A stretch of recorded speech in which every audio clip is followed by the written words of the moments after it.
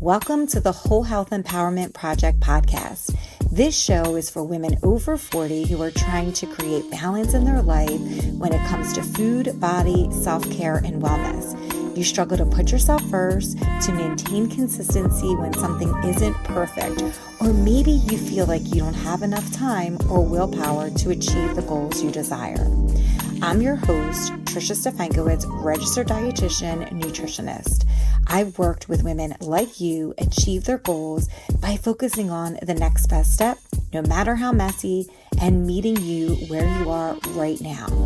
In this show, you'll learn practical information, actionable strategies, and mindset tweaks so that you can feel healthier, more comfortable in your body, and make choices that work for your life. Come join me in failing forward, one imperfect step at a time, into the journey of health, wellness, and self-care. Welcome to your new project.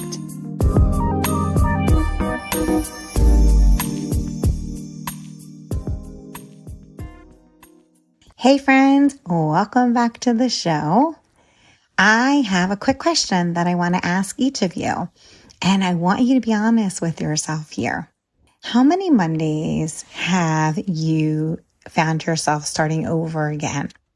You know that kind of Monday I'm talking about, when you wake up and you have your coffee and you're thinking about all the things you have to do this week, and you say to yourself, this week is going to be different.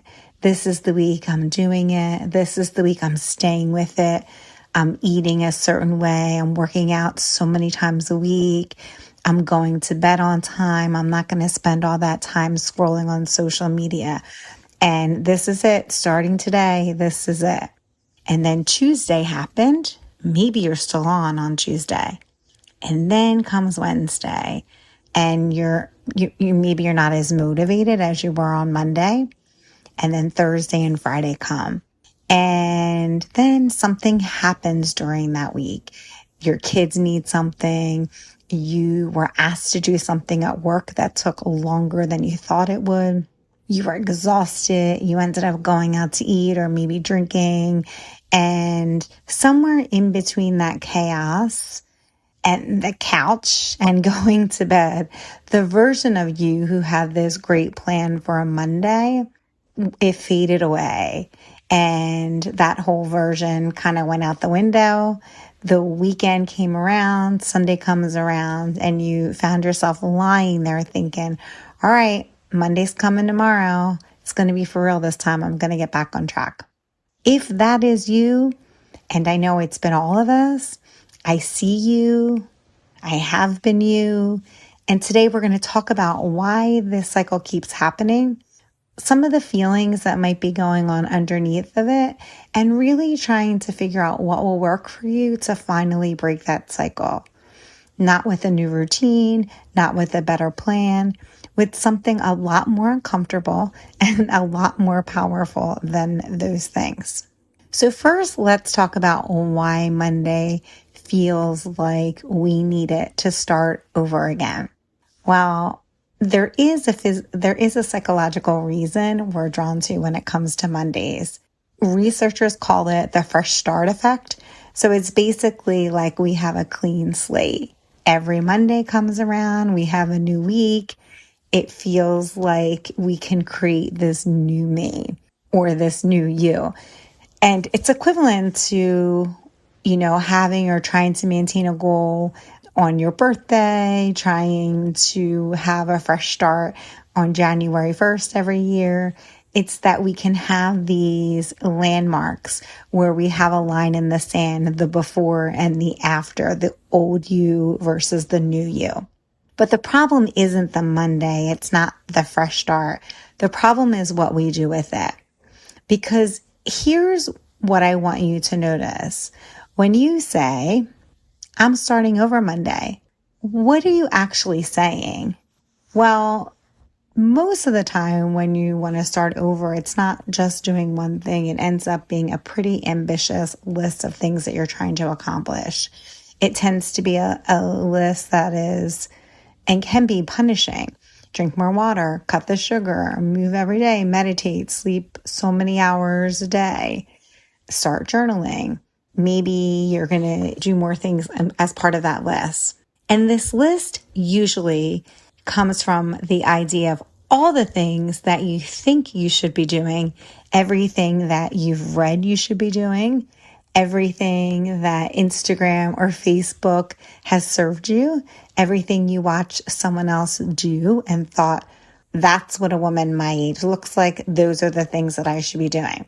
So Monday doesn't really end up being a fresh start. It feels more like a trial date. It feels more like you already know the verdict going in, that there's going to be too many things to stick to, and it's going to probably feel pretty impossible to be able to do it over the long term. You might be able to do one of those things that you stick to, and maybe that's the real win here. But being able to do the list of things that you've probably prioritized as you began the week it's going to be tricky to get all of those things done. The thing that nobody wants to say out loud, if we dig a little deeper here, is that I don't think the Monday cycle is really about discipline or willpower or even habits technically. For a lot of us, especially women over 40 who have been taking care of everyone else for years and putting ourselves last, we have built our entire identities around being reliable and capable and there for other people. And then that Monday cycle is about one really important thing. That important thing is permission. Monday is a time that we can give ourselves permission to put ourselves first. Every Monday, we try to sneak ourselves into our own priority list. We try to earn that spot. We try to be productive enough or organized enough or good enough. We try to make ourselves that priority that maybe we've been putting off all week because something has always taken priority over ourselves.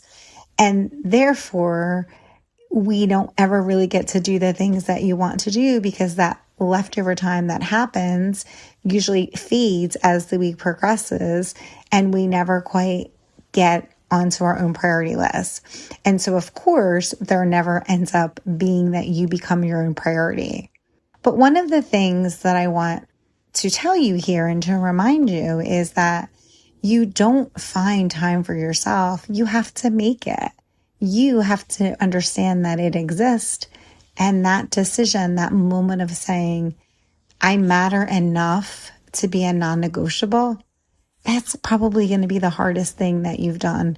And it's going to be the hardest part of this whole process. Not making this smoothie, not getting the 8 hours of sleep, not getting in that workout really early in the morning. It's the decision that you make here, the decision that you decide that you are important and that you are the non-negotiable. I had a client before who had a demanding job, a marriage, everything. And she couldn't figure out why she couldn't stick to some of the things that she was trying to do.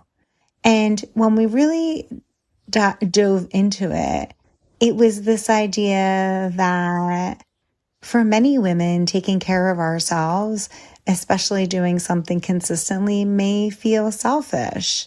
And if you grew up being taught that good women put others first, then you're always going to be the last person on your list. You're never going to be giving that time to yourself to be indulgent. So it doesn't matter how much willpower you have. There's no amount of willpower on a Monday morning that's going to override that belief. You're going to find that you self-sabotage every single time.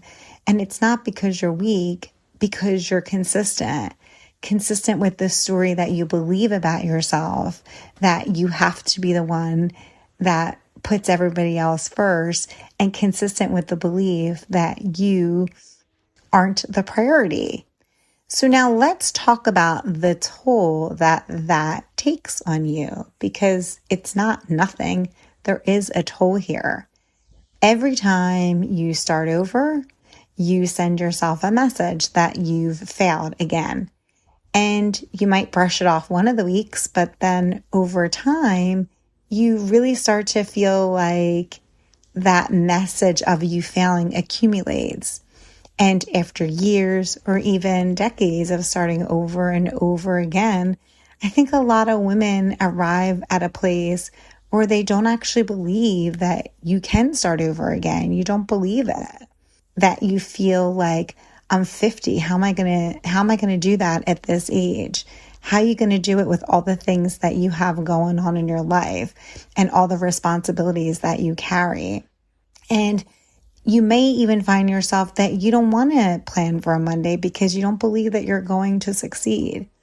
And that you may feel like you have to do something. And so instead of doing nothing, you make a plan. And it ends up being like a plan that's based on hope, that you're trying to say that you want to do something because maybe if you do it this one last time, that'll actually stick. And it's keeping this small flame lit so that you don't have to face the alternative, which is doing nothing at all. And so this is where it gets crazy, because no matter what your system looks like, how much better your planner looks, or how detailed your routine looks, or you get a more inspiring podcast or a playlist, you have to actually fix it by what's going on underneath of the problem, right? So a lot of times I think we try to fix kind of the outward stuff that you could be doing, but really it's trying to figure out the inner stuff that's going on with you and how you can break that cycle. And how do you break that cycle for real this time? So let's talk about that. What does actually breaking this cycle of starting over each Monday look like? I'm going to give you 3 shifts here. And it's not that you have to do it. They're not tips. It's things and ways that I want you to think about what we're talking about and if something is feasible for you. Shift number 1, stop starting and just continue what you're already doing. This may seem so subtle, but it's so important. When you are in the cycle of starting over, you're implicitly treating everything before Monday as a failure, as something that you have to leave behind or redo. But what if instead you just continued? Continued means that Monday is not a verdict on how you did last week. It's just the next day. Continuing means if you missed 3 workouts, you don't fail your plan. You just haven't done those workouts yet, and then you start with the next workout. Continuing means there's no wagon to fall off of, so you don't have to stop the exhausting ritual climbing on, climbing off, climbing on, climbing off. One of my favorite things that I like to ask myself when I've had a rough couple of days is, what's the next step that I can take here? What is the most loving thing I can do for myself right now? Not the most disciplined thing, not the thing that makes up for everything, the most loving things. Sometimes that could be eating something that makes me feel good, that has some veggies and fruit in it, especially if I haven't had that many that day. Sometimes it's taking a nap. Sometimes it's just going outside for a couple minutes. The specific thing isn't important.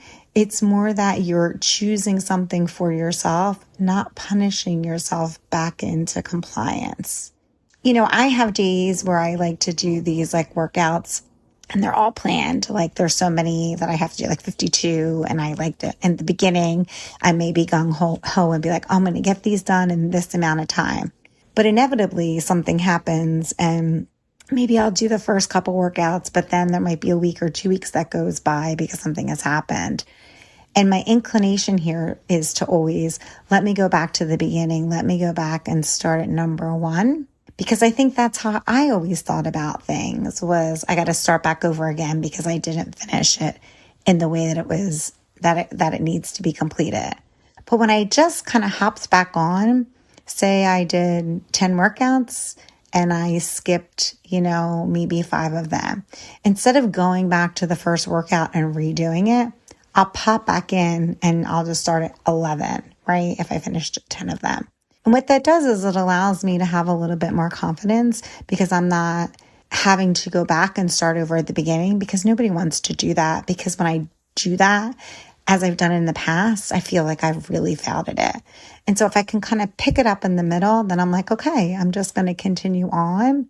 And then it gets me right back on track. It doesn't get me in this place where I'm dreading going back to 1 because I don't want to do it again. It keeps me right on track at 11.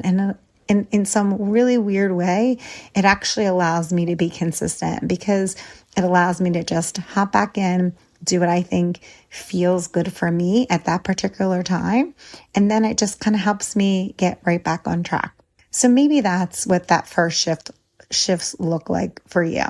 The shift number 2 is make your baseline pretty small. Women in your 40s, 50s, 60s, anyone over 40, you're dealing with a genuinely full and demanding schedule and life. And we set goals sometimes as if we are 20 years old or 25 years old without kids, without our families, without our careers, and like thinking that we have all this free time that we did back then when we don't. We then fail to meet those goals because, of course, we have these demanding lifestyles and people that depend on us, whether it's our children, whether it's our friends, whether it's our family, whether it's our parents. And we somehow interpret that as a personal failing on our part. But rather, I think sometimes the goals that we set are so big for all the things that we have going on in our life. So the shift here is take whatever your ideal self-care version or vision looks like for you. Let's say it's working out 5 days a week. You might say, okay, I want to cook on the weekends, or I want to get 8 hours of sleep. So think of what that would be for you. And then ask yourself, what's the tiniest possible version of this that still counts? So your maximum says you want to work out 5. Maybe the minimum is that you want to do 3 days a week. Or another minimum can be, I just need to make sure that I'm moving 10 minutes every day. Maybe cooking the whole weekend the minimum becomes cooking like 1 or 2 meals for the week. Maybe instead of 8 hours of sleep a day, you reframe that to, I want to make sure that I'm in bed by 11 o'clock every night. It becomes very small, that minimum. And so you may look at that and say, oh my God, that's so easy. Of course I'm going to achieve it. But maybe it really is something that you can actually do, because maybe it's a little bit above where you are right now in terms of a baseline, that even if you have the worst week, you would still be able to do it and then to have some progress in that because it's above your baseline.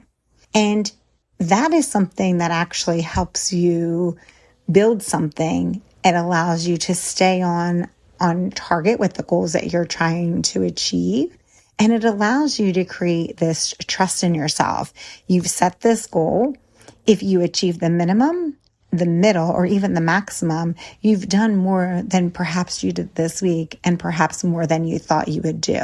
And so if you're a person that it wants to build that trust in yourself, and I think for most women, that this is what we're trying to do, is build this trust that you're following through with what you say, that you're doing what you say you want to do, and learning to trust yourself with that.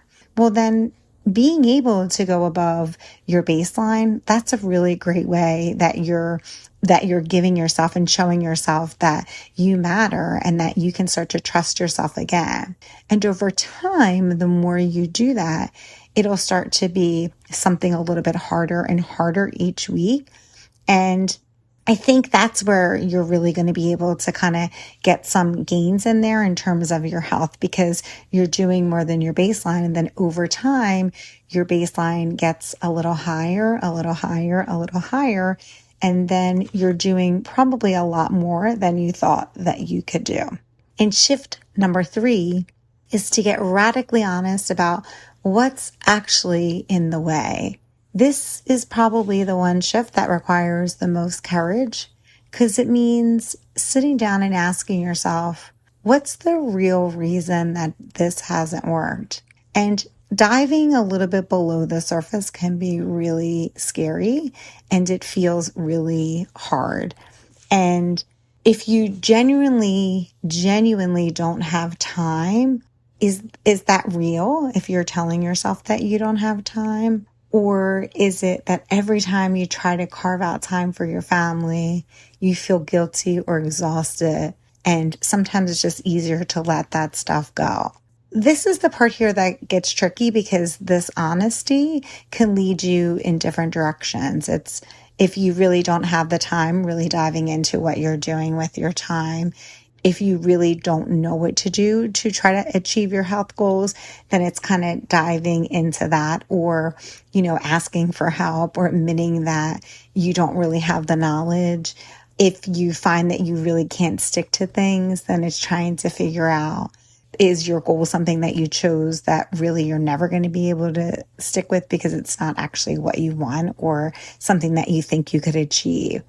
So all of these things, it's uncomfortable. It's uncomfortable to kind of really dig into that and to sit with those feelings. But sometimes talking to a therapist can help with that. But if you really are having a hard time, I would kind of dive into this because this is where you're going to find where your leverage is, and you're going to find a little bit more about some of the limiting beliefs or some of the things that you think about your health that you may need to address may be present here. And I want to take a second before we end this episode to remind you about this season of your life. Being a woman over 40 is a lot. Your body is probably doing and performing in ways that you never thought it would or that you didn't sign up for. Your hormones are shifting. Your sleep is probably all over the place. You may be in the middle of raising little kids or teenagers or have kids that are transitioning into college. You may have aging parents.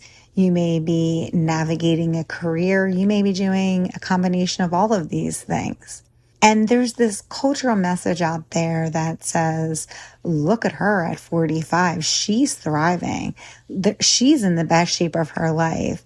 And then when we find that we're not in that position, and when we start to compare ourselves, it feels like that somehow you're failing, that you're behind. But I want to remind you that what you don't know when you're comparing yourself is that you don't know the whole story, and that you're not behind, you're not broken, you're a human. You're a woman who's living a full, complex life. You're doing the best that you can right now with the constraints that are happening in your life at present.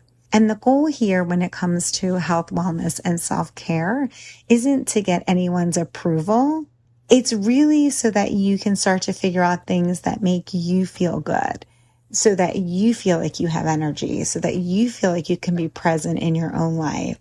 And you feel like you can look back in 10 years and feel like you were in it and maybe even enjoying it, not just surviving it. And that's worth pursuing. And it starts not on a Monday. It starts whenever you decide that it's an important enough task for you to start achieving. So let me bring this back around. The Monday cycle isn't a scheduling problem. It's a self-worth problem disguised as a willpower problem. The fix isn't a better plan, a better planner. The fix here is a more honest relationship with yourself. It's giving yourself permission, real, unconditional permission to matter to yourself as much as you care for and do all the things for other people. It's making yourself a priority. And it also is about building trust with yourself through actions that are a little bit above your baseline and that may feel crazily small. It's also about getting curious about what's actually underneath the pattern that you have here for starting over each Monday. Because you're not starting over on Monday, you're just waking up on a Monday. You're the same person, the same life, the same chance to do that one small loving thing for yourself today. And that's enough. You are enough. And it doesn't have to wait until next week. You can start that today and start making those shifts so that you can start to be consistent with that.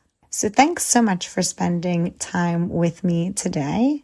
If this episode resonated with you, I would be grateful if you shared it with a friend. We all know someone, and perhaps it's even you today, that is waiting on this Monday so that things are finally going to be different and things are finally going to be the week that you make all the goals and achieve all the things. So I appreciate you guys again for listening. Until then, take care of yourself. Take small, consistent action each day. And I want you to know that you are worth being a priority to yourself. So I will see you guys back here next week. And I thank you for listening. Thanks so much for listening to this episode. If you found value in this podcast, please rate, review, or subscribe on Apple Podcasts or Spotify. Don't forget to share this episode with your friends. Together, we can take tiny, imperfect steps towards creating the whole health we desire and deserve. Don't forget to grab your freebie. You can find the link in your show notes or over at triciard.com. I'll see you back here next week.